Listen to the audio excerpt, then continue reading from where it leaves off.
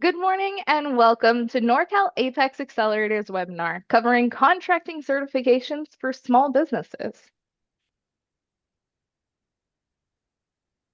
My name is Amanda Anderson.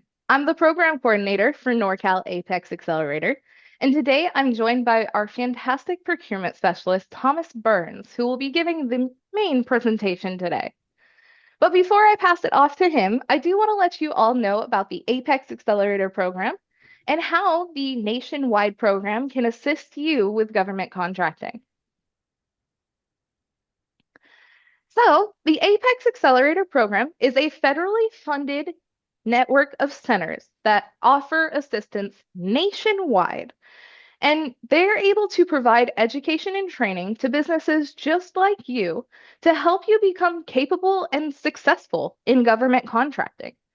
Whether you're going after federal, state, or even just local government contracts, the Apex Accelerator Network can help you by providing trainings just like this, as well as one-on-one counseling and a ton of other services, all available to you at absolutely no cost. But what exactly does that assistance look like? What are these services in practice? Well, at NorCal APEX Accelerator, we're able to offer our no-cost government contracting assistance to the 15 Northern California counties on your screen. And we offer our services through three main pillars of assistance.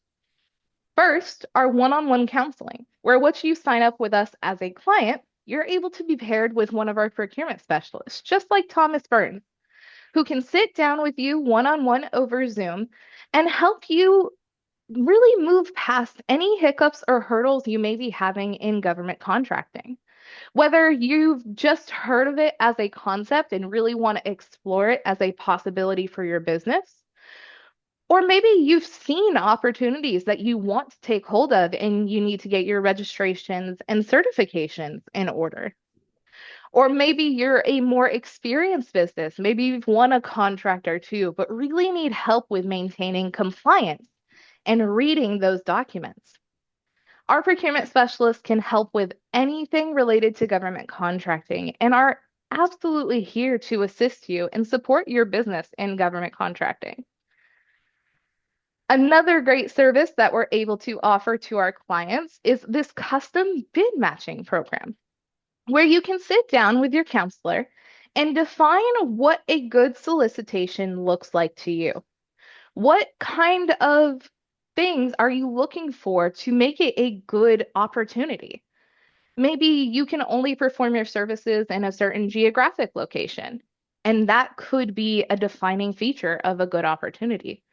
Or maybe your product is so innovative and new that you're really looking to connect with the agencies directly and sell your new products and really revolutionize that industry. That could be something you look into when you're looking at a solicitation. Your counselor can sit down with you and help you really define the criteria of what a good solicitation looks like for you. And then we put it into a software that scrapes federal, state, and local procurement sites for opportunities based on that criteria. And it emails these opportunities directly to you so you can review possible contracts almost every morning. It's a fantastic service that we are delighted to provide our clients. And that brings me to our third pillar of assistance, which is our resources and trainings, which you're actually taking advantage of as of right now. We put on a number of webinars as well as in-person events throughout the year covering introductory topics like today's certifications to more advanced topics like mentor-protege programs and teaming and joint venture considerations. A number of trainings and resources are covered throughout the entire year. And when they are webinars and recorded, we host them on our website where you can find not only the recordings of our past training events, but a ton of links and resources regarding every level of government contracting for you to explore, all at absolutely no cost and all within your ability to explore. It's available to everyone, regardless of if you're in our service area or not. So, if you are looking to explore government contracting, please do check out the resources that we have on our website. And if you're looking for more in-depth personalized assistance with your government contracting plans, please do sign up with our services at apexnorcal.org/join. And don't worry, if you are outside of our 15 county service area, do remember we are a nationwide network of centers. So if NorCal Apex is not within your county area, there is absolutely an Apex Accelerator Center near you who can offer you the same great one-on-one assistance and really support your government contracting journey. And with that, I am delighted to pass it off to Thomas for today's presentation. Good morning, everybody. Thank you, Amanda. I really appreciate your help. Looking forward to doing this webinar on certifications. Here's our agenda. Doing business with the federal government, federal certifications, pros, cons, classifications, application process, and then SAM.gov, its importance, challenge, and opportunities. Really quickly, just wanted to let you know, especially in light of just the way things are with our government right now, that information I'm providing you today is accurate to the best of our ability, but things can change in a day, as it has been going on right now. So it's current to the best of our ability.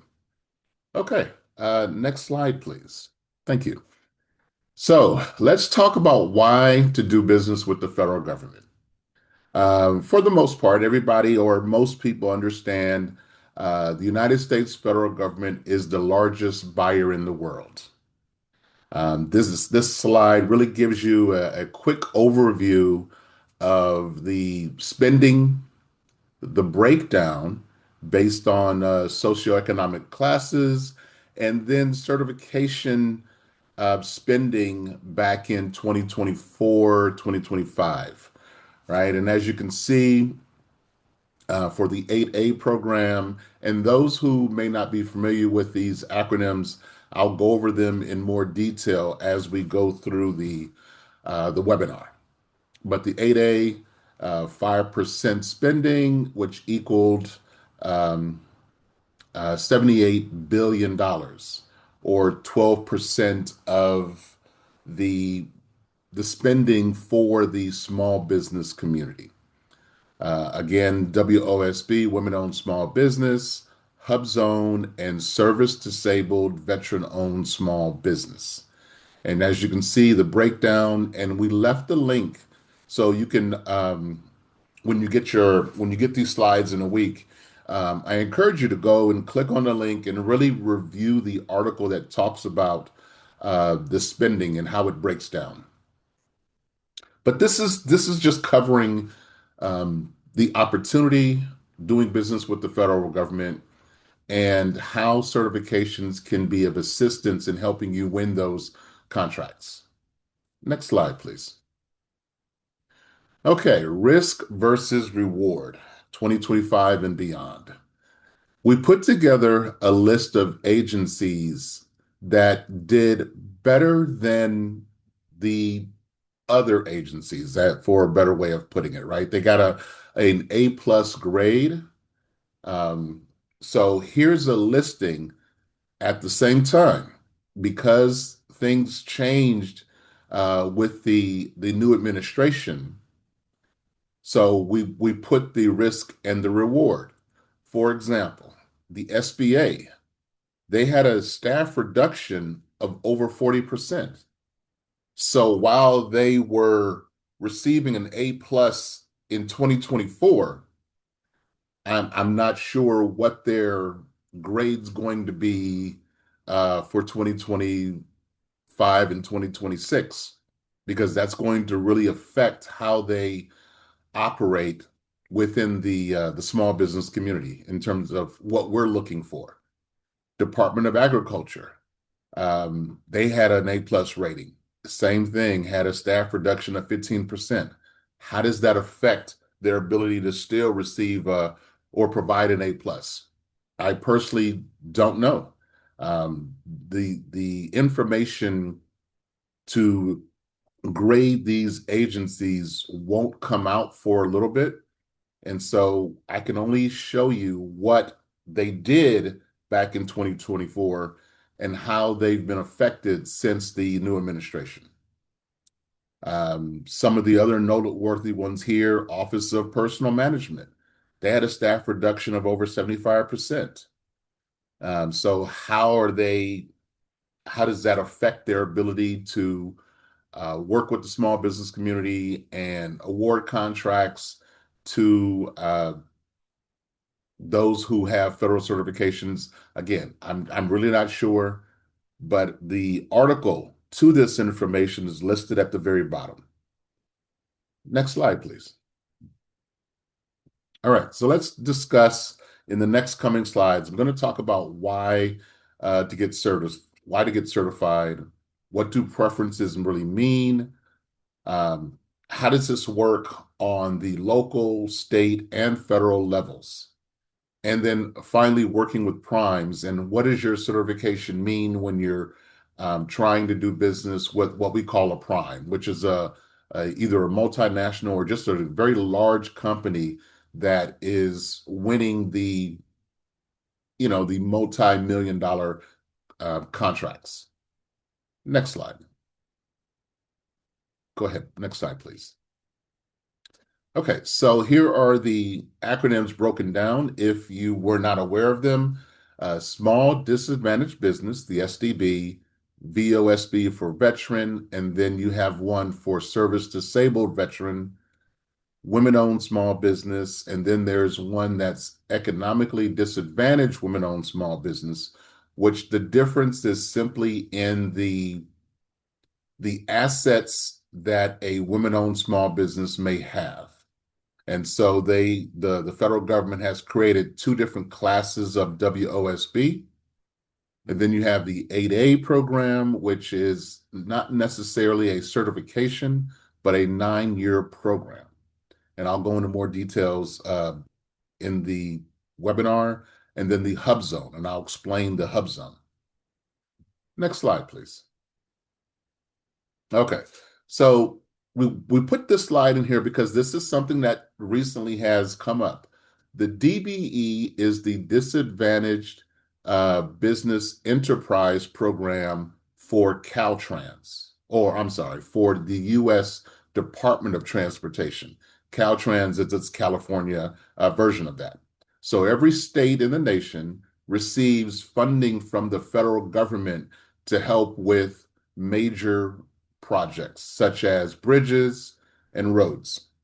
And so in California, it's Caltrans. And so we follow many of the rules that the U.S. Department of Transportation puts out. And so one of those is their certification program, Disadvantaged Business Enterprise. But what they did was they came through because as you're reading the slide, you can see there was a court case in 2025. And now we are in May of 2026. And what has happened since then, the latest updates are that the federal government posted new rules for how to reapply to be a DBE. The deadline for that was in, I believe, mid-April. Don't know the exact date right now, but it was mid-April. And I've been having conversations with different agencies such as BART, such as Valley Transportation Agency, Samtrans, different transportation agencies here in Northern California. And they've all said that they want to keep their application process open for those who had to reapply. So if you were a DBE and you did not submit your personal narratives and reapply again, you might want to reach out to them and see if you still have time to do that. That's the information, the newest information I have about the DBE program, but they are not taking new applications as of now. I know that for a fact. That won't happen until the federal government has finished reviewing all of the applications for those who were already DBEs and had to reapply. Once they go through all of them, then they will open it up for new firms to apply to be a DBE.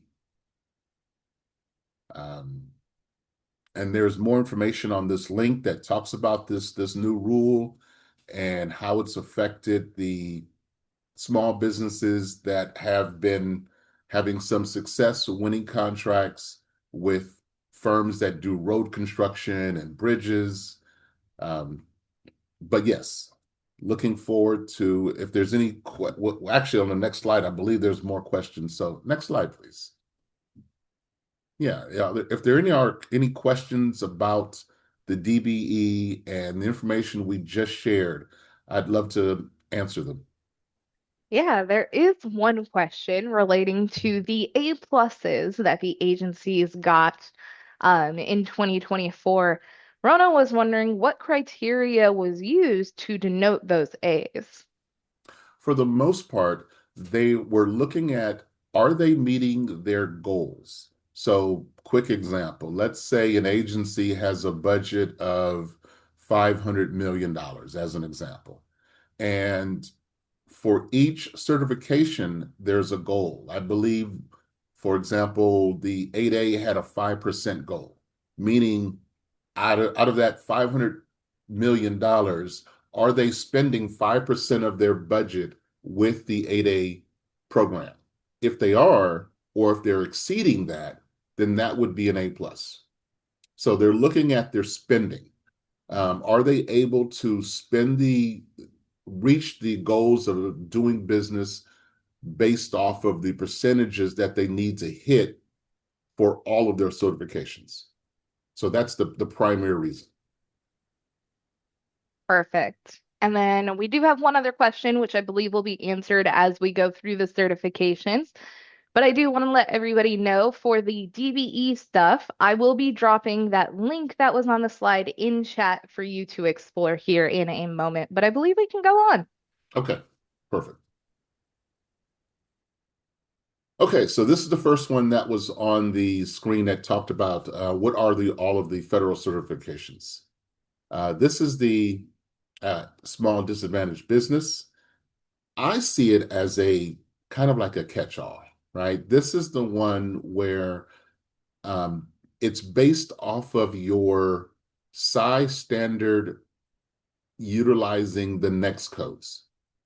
Quick example, let's say you are in the services industry. You're a consultant, you're a professional consultant, management, and the size standard based off of whatever your next code is might be 20 million. So if you make less than, if your revenue is less than 20 million, then you are considered a small business. And the eligibility of being 51% owned and controlled um, by either socially or economically disadvantaged. And then again, the size standard. If those things are the case, then you are considered a small disadvantaged business. And here are the benefits on the right side.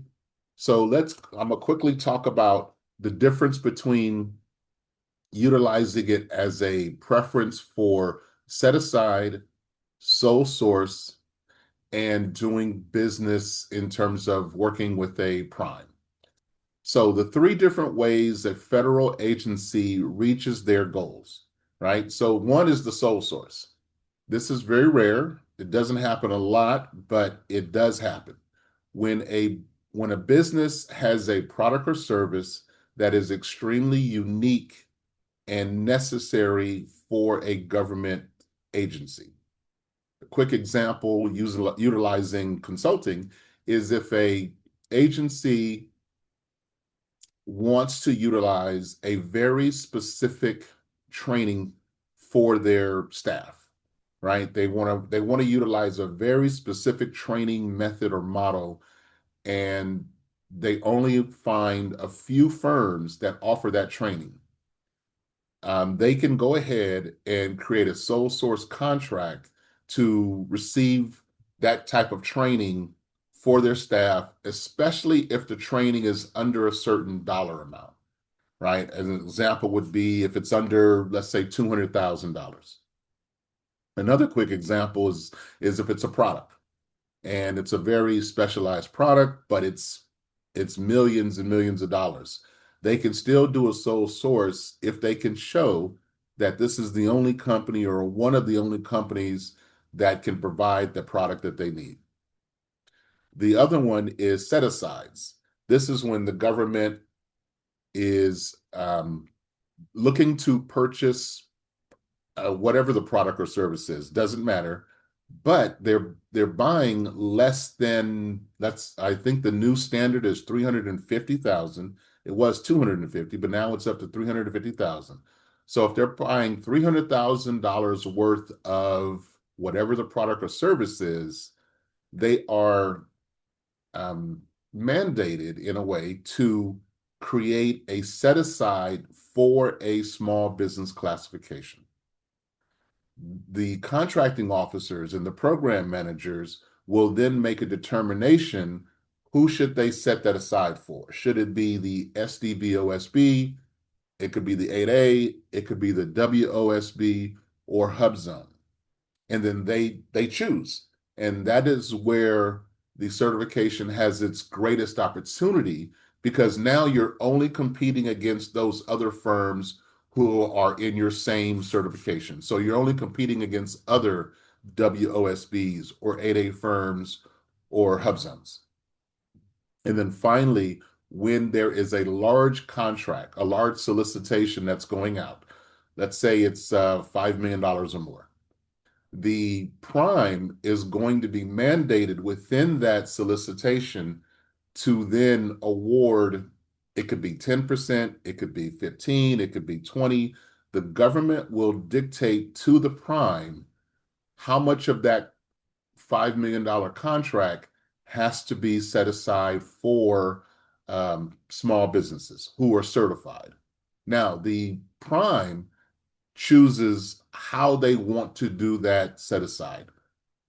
A quick example is if it's a bridge and the prime is their core services are architectural engineering, general construction. They can choose whatever. It could be they could choose the IT portion. They could choose project management portion. They could choose the trucking portion. So they choose what type of service or product within the bounds of that contract as a set aside for that um, certified firm. So those are the main benefits of certification in terms of on the federal side and how it's utilized. And that applies to all of the certifications we're going to review. So next slide. Okay, if there's any questions, if not, I'll go to the VOSB. Yeah, none at this time. Okay, perfect. So let's look at the eligibility for the VOSB and then, of course, the benefits. So, of course, you have to show you are a veteran, right? So that's the main thing. The DD 214 is the standard document that proves somebody was in military service. The next one that's most important, of course, is showing that the business is 51% owned and controlled by a veteran. This is really important, and this applies to all certifications, but it's important because they don't want to award a certification to a firm that's just what they call a pass-through. That is when, let's say there's, two or three partners, but the veteran is technically not the main character in the company.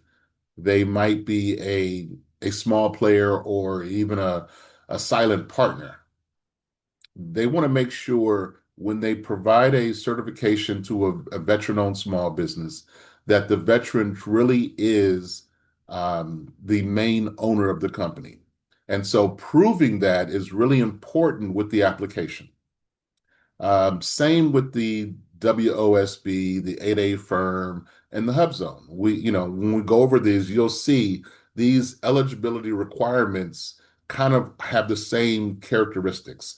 You got to prove you are the one in charge. So when you look at these certifications, they're really about certifying an individual, right? It's the company, but it's really based on the individual applying. And looking at the benefits, again, this is what I talked about, right? Set aside contract. Um, the VA sets aside a minimum of 7% of its annual contracting dollars with VOSBs. So if you're considering being a VOSB or you already have a certification as a veteran-owned small business, then it would be important to look to the Veterans Administration as one of your main avenues of opportunities for business. Next slide. And again, this one is the SDVOSB, Service Disabled Veteran-Owned Small Business. Here, I'm going to focus kind of more on the benefit because this one does have one that's a little unique. For the Veterans Administration, they have a policy that says that they must look at an SDVOSB before they buy anything. So this one is really unique in that they do more than other federal agencies to try to do business with service disabled veteran-owned small businesses. The other information here where it says all federal government purchases between 10 and 250,000, I believe that has been upgraded to 350,000 as of 2026. So that is a new thing that we should probably consider changing in our next slide. But yeah, it's 350,000 now. But that's the one of the biggest benefits for the SDVOSB is the amount of business the Veterans Administration does with VOSBs. So that's one of the things to really consider if you're going to be getting a certification with the Service Disabled Veteran-Owned Small Business. Next slide. And I believe do we have any questions regarding the information just shared? Um, yeah, it's a little bit earlier in the presentation, and no worries for the late question. But someone was wondering if a prime contractor has a mandated certification goal, say they need to use a small business for their contract, but they haven't chosen one. Are there any penalties for them, and what kind of consequences would that be for not meeting that mandated goal? So I'm going to speak in general terms because I can't speak in absolutes based off of is it a state contract, is it a local contract, or is it the federal government? And even if it's the federal government, which agency? But I'll put it this way. When a prime wins a federal contract and it states within the contract that they are to award, let's say 20%. So it's a $5 million contract. 20% of that has to go towards a certified firm. The prime, from my understanding, will be telling the federal government who they're going to be doing business with within their bid proposal. So they're going to list, hey, we're going to be working with Thomas Burns Consulting to do project management and this ABC firm to do trucking services for us, which equals the 20%. If 6 months down the road, whatever down the road, that the prime has not done that. They have for whatever reason, chosen either to work with another firm or not working with any small business, and they're not meeting their obligations, then yes, there is a framework for the contracting officers to either somehow penalize or somehow um, try to make things right.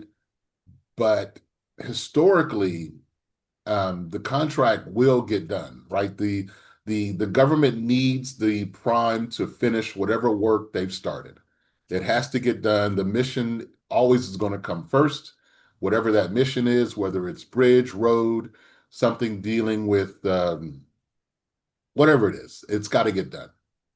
And so they're not going to um, penalize them from the standpoint of taking their contract or stopping the work. That I don't believe happens.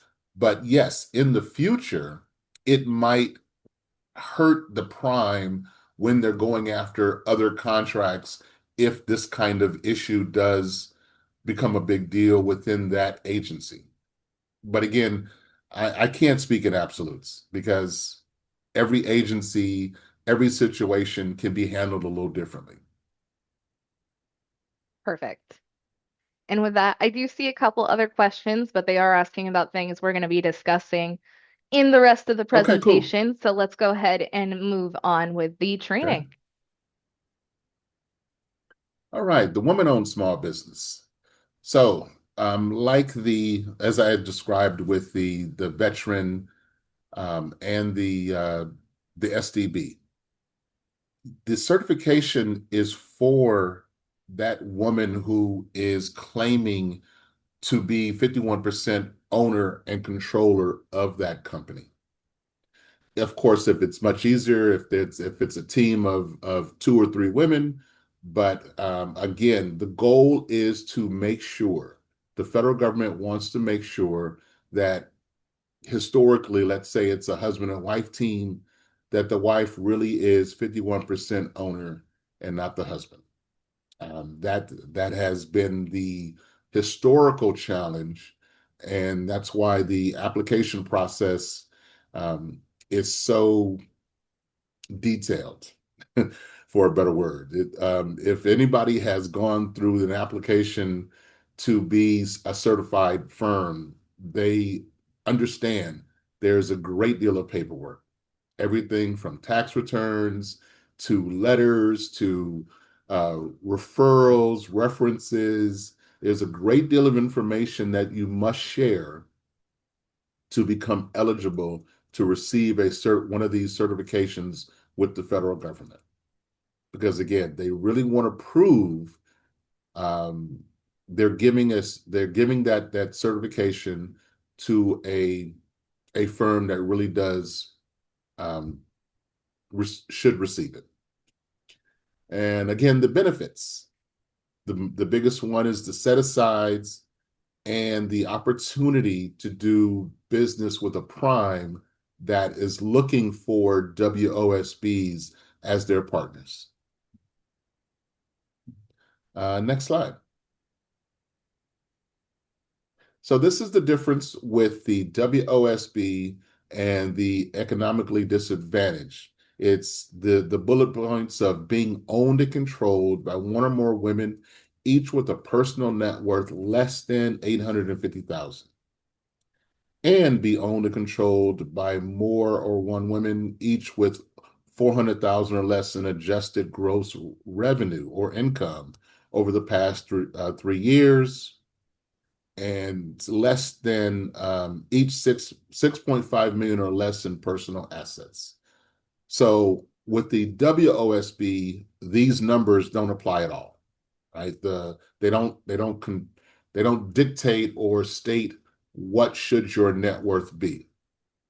But with the EDWOSB, they do put these requirements in, and so my personal uh, feelings based off the application is The WOSB would be a much easier application to go through versus the ED because you're just adding more requirements and paperwork that you have to prove. The ED, WOSB, and the WOSB are just as powerful in terms of primes, in terms of federal agencies and contracting officers who want to meet their goals of doing business with certified firms. So if you can, if you think that would be the one of the ways to um, get your WOSB certification, I would go with the WOSB versus the ED only because the paperwork is less, but the certification benefits are the same. Next slide. Any questions about the ED, WOSB, or the WOSB? Yeah, we do have a couple of questions, and please do remember to enter your questions into the Q&A section. Those questions will always be answered first. So please do make sure if you've been entering questions into chat that they make their way into the Q&A section so that I can make sure you get your answers. All right. Elizabeth was wondering, does it make sense to apply for both ED WOSB and WOSB? Or would you want to pick one or the other? I believe you want to pick one or the other. Yes. No, it doesn't make, and I don't think that the federal agency that's responsible for, like the SBA, who's responsible for giving you or awarding the certification, would award two to one agency. One is the ED and one is a WSB. So no, it doesn't make sense. Perfect. And I think that opens up a broader question, which a couple of folks have been asking in chat. If you qualify for the majority of these certifications, do you think they should apply? Would you recommend applying for every certification they qualify for? So as of a couple years ago, when the SBA kind of did an overhaul of the certification application portal, and actually in this webinar, I'm going to show you a screenshot of what that portal looks like. They go through a step-by-step process. The application process goes through a step-by-step process of asking you questions. And during that question and answer, if it shows that you qualify for the 8A and the SDVOSB and WOSB, they will allow you to basically apply to all of them utilizing the same paperwork. So that is unique. That is something that only started a few years ago. Um, I would say it this way. If you are a company that has the ability to market your certification as an SDVOSB and as an 8A and as a WOSB to contracting officers, to primes, and to agencies that want to do business with those certifications, by all means, go for it, right? By all means, go for it if you have the ability to market them all aggressively. But if you're a solo entrepreneur or if you're a very small team, if you have three certifications, are you going to be able to actually market and promote them all? Or will it be in your best interest to really focus your energy on the one certification? I will leave my answer like that, right? I really believe less is more if you are under the constraints of your marketing, because your phone's not going to ring when you get certified. It's not like on June 1st, you get your certification as a WOSB, and then all of a sudden your phone's ringing and contracting officers and primes are reaching out looking to do business with you. You still have to market and promote this. And that is very time consuming. And when you look at it times 2 or 3 certifications, is it really effective? Yeah.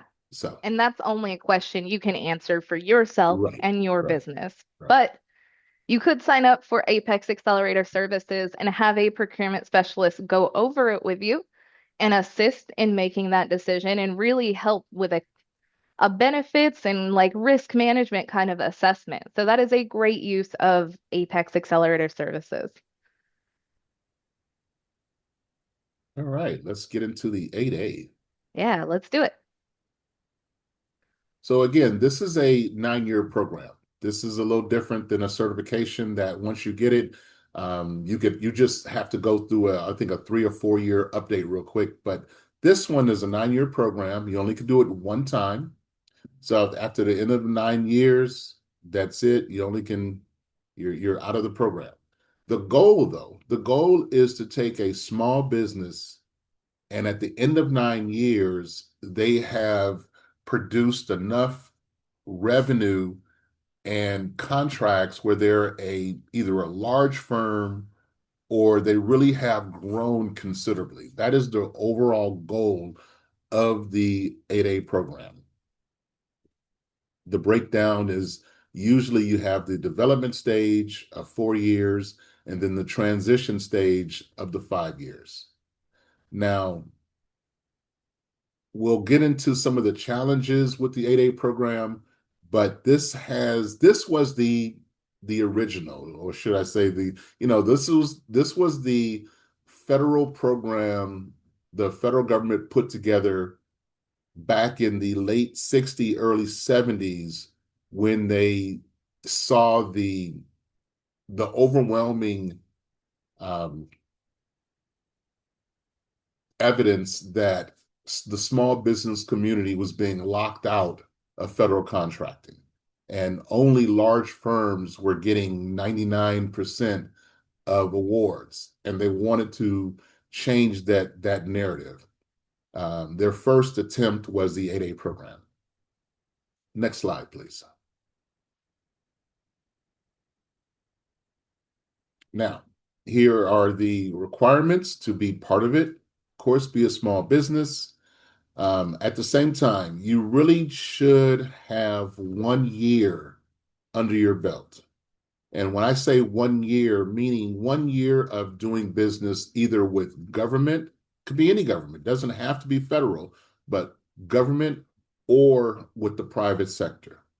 So you don't want to start your company. Let's say you started your company January of 2026 and think about going after the 8A right now. It would be a really difficult challenge to be um, granted the 8A program with only 6 months of past performance. Get a year under your belt, then really think about the 8A program. This one is in, so the other definition here where it says be at least 51% owned and controlled by U.S. citizens who are socially and economically disadvantaged. Now, this used to have where you would look at it as a minority, but now they're looking at it, race doesn't apply anymore in the 8A program. And so it's simply socially and economically disadvantaged. And you must prove this by way of what's called a personal narrative. That is something that was implemented in 2025. The directions are very clear in the application. It's one of the things that we help our clients with on how to create your personal narrative, but that is a new development in terms of being eligible for this program. And then again, you have the dollar amounts, good character, and again, demonstrate. This says 2 years, but at minimum, yeah, 1 year, is the real minimum. Um, and then next slide, if there's no questions. Okay, so some of the benefits. So if compete and receive set aside and sole source contracts. As I mentioned before, the 8A was extremely popular But starting in 2025, they have been utilizing the 8A less and less. I know I've got many, many clients who have told me that the amount of opportunities they see on sam.gov for set aside or sole source under the 8A program has been shrinking by the month. Does that mean the program is going away completely? No, but it looks like they're utilizing the 8A program. When I say they, meaning contracting officers for all of the different federal agencies, they're utilizing it less and less. That is just a fact. Um, the other benefit is the mentor protege program. This is when, and we can have a whole webinar just on the mentor protege, but briefly, this is when a prime and a small firm come together, not as a teaming partner, but mentor protege from the standpoint that the prime will take a mentor kind of position, which gives them an opportunity to go after smaller contracts designed or designated for 8A firms, while at the same time, 8A firms have the opportunity to win larger contracts and have the backing of a large firm to help them uh, produce that contract. Let's see, pursuing joint ventures with established businesses. That is also one of the benefits of the 8A firm. And receiving the free training is that's something that might not be available now. For example, the second bullet where we talk about the one-on-one business development assistance, these employees are actually being phased out.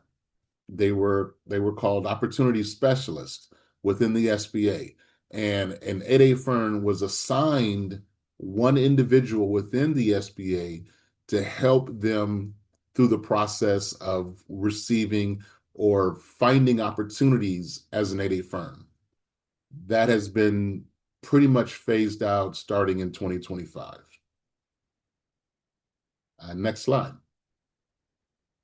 Yes, are there any questions about the status of the 8A and whether or not it's something viable for your firm? We do have a couple of questions, but we are running short on time. We have about 10 minutes left of today's presentation. Okay. So I'm going to go ahead and push us forward. We will have one more Q&A section at the very end of the presentation. And please do keep putting your questions into the Q&A. I will try to combine as many questions as we can so that we can get through as many as possible. Okay. HubZone.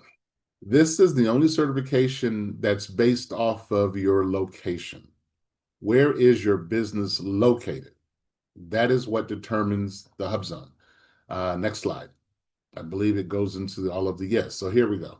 So to be eligible to be a HubZone firm, you have to be located in an area that was historically disadvantaged by many different reasons, right? It could be through redlining. Redlining was a process where they just the federal government automatically labeled a community disadvantaged or a distressed community or a rural community. Rural communities also fall under the labeling of distressed communities. So if your business is located in one of those communities, um, and the link that you see on the bullet that have its principal office located in the HubZone, that is a link that takes you directly to the HubZone map, the SBA map that will show you utilizing zip code if you are in a HubZone location. If so, then that's one part of the process. The other part is if you have employees, 35% of your employees must also live in a HubZone. Doesn't have to be the same HubZone where the business is located, but 35% of your employees must also live in a HubZone. There are more qualifications, and the link will take you directly to all of that information.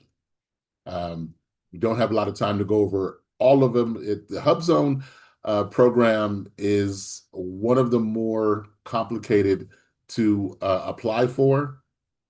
Just it really is, but there's far fewer HubZone firms in the federal government, which means if you do get qualified as a HubZone, you will stand out. Next slide.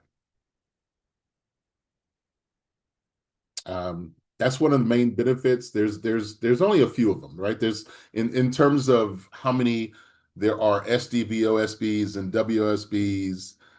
There aren't that many HubZone firms. They also qualify for set asides, sole source contracts, and working with primes. Next slide, please. You want to keep going? Yeah, Okay. All right, let's talk about the application process. Next slide. Okay, so as I mentioned earlier, this is what the new SBA website looks like to start the process of applying for any of the certifications, right? You would click on the should I apply first, and then that's a question and answer process that takes you through which ones you might qualify for. And the listing is at the bottom there because you don't have to qualify, you don't have to go through an application for the SDB. That is a self-certification. If I didn't mention that, I apologize, but that's a self-certification. So when you get applied in SAM, you will answer the questions correctly and you'll be automatically an SDB. These you have to apply for. And then the next bullet is the prepare for application. You click that and it will give you a listing of all the documents you need based on each application. And then the HubZone calculator kind of just goes over again how to qualify for the HubZone. Next slide. Now, before you can apply for any of these certifications, you have to be listed in SAM. SAM is essentially you're basically telling the government you are a vendor and you have done what you need to do in terms of submitting documents to prove you're a legal U.S. based business. Next slide. So here's how you register. Well, this is what we spend a great deal of our time doing. We help companies who want to do business with the federal government. We walk them through the process. I strongly encourage anybody who has not registered in SAM to first become a client of APEX Accelerator, regardless of where you're located. Become a client, then go through the process. I've talked to people who have spent weeks trying to get registered in SAM, and we can help you within one hour session. We just make it so easy because it's something we do almost every day. Next slide. So once you register yourself, right, you have to create your own entity, your own personal entity. But once you're in there, then you click the Get Started button and you go through the process. But again, it's so much easier if you just let us help you walk you through this process. Next slide. And this is our team. And I'm going to turn it back over to Amanda, who's going to give me some more questions, I believe. absolutely. And all in all, the APEX Accelerator Centers, including Norcal APEX Accelerator, is here to see you succeed in government contracting. So if you are looking to get certified, if you're looking to do market research, if you're really looking to move forward with government contracting, please do connect with Norcal APEX Accelerator or your local APEX Accelerator Center wherever you are in the US. And as a quick note, we're not going to spend a ton of time on this, but we have a number of in-person state contracting events coming up in June. If you are interested in those, you can find more details at apexnorcal.org/training. But I want to make sure we get into some of these questions. So someone was wondering if there's a specific time frame that you need to be in business in order to apply for these certifications. I know you mentioned one with 8A, but do any of the other certifications have a time frame for application From my or a time frame understanding, that your business should be in business? no. Now, the caveat to that is all of the applications ask for past performance, all of them. The Hub Zone, WOSB, and the veteran certifications. They ask for past performance. Does that mean if you don't have any past performance to show that you will not be certified? I am not 100% positive, but it could affect you.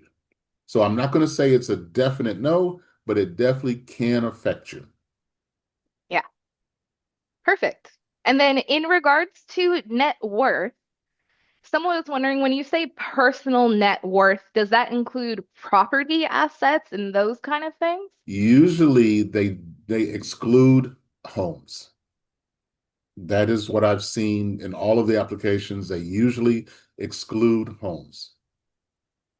And that's saying primary residences. If you have extra, maybe rental properties, would That that be that might be factored in? included. Yeah, that might be factored in. Perfect.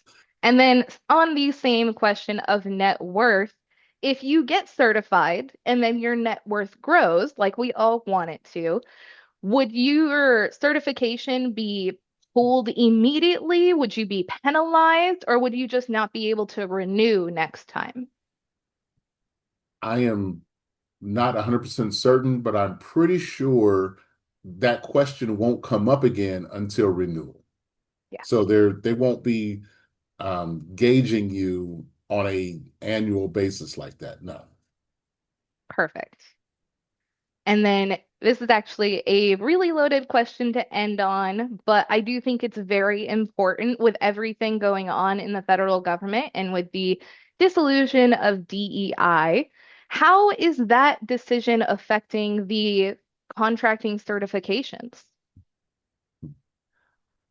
So I can give you an answer based on what my clients are experiencing and what we're seeing with the amount of solicitations that are going towards GSA versus being posted on SAM as set asides and sole source opportunities. The federal government mandate has trickled down to the different agencies, program managers, and contracting officers. And the contracting officers, the ones who really are in charge of awarding contracts and purchasing the products and services for their agencies, whether it's a small of 10,000 or something as big as, you know, 10, 20, 30 million, it is affecting their buying decisions.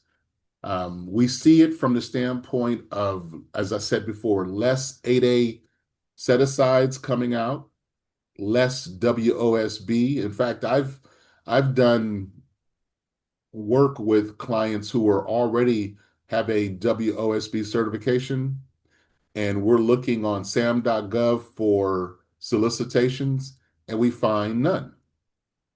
We go past purchases. Okay, over the last 6 months or last year, based off of next codes or keywords, how many set asides can we find for WOSBs? And we find maybe two or three versus in 2024 or 2023, there were 50 to 100. So there is definitely been a lessening of the solicitations and opportunities for small businesses and certified firms within the federal government. Now, will that continue? Can things change? Of course. I don't have a crystal ball. I can't tell you what's going to happen in 2026 or, I mean, sorry, 2027, 2028 moving forward. But currently, the trajectory has been less opportunities than more. Yeah. And with that, I do see quite a few other questions coming in. Unfortunately, we do not have time to answer all of them. But I will say thank you all so much for being here. We're glad that we could get you this information as it is being actively updated and changing in the federal space. So please do stay connected with NorCal APEX Accelerator. I'm sure we'll be putting on yet another updated federal certification webinar here shortly. But as you exit the webinar, you will be redirected to our feedback survey. And that's where you can really just let us know how we did today. If you love the training, you want to see more in this format or more of this type of content, this feedback survey is where you can let us know. And on the flip side, if you have ideas for trainings that you'd like to see us put on, this feedback survey is where you can let us know and we can get started on providing those resources to you. So thank you so much, Thomas. This was a great presentation, a lot of information to go through, but thank you so much for putting it together for us. My pleasure. My pleasure. Thank you. Thank you very much. And with that, I would like to thank all of you one last time for joining us this morning. I hope you all have a fantastic rest of your day and are looking forward to a great week. All right. All right, bye, everybody. Bye-bye.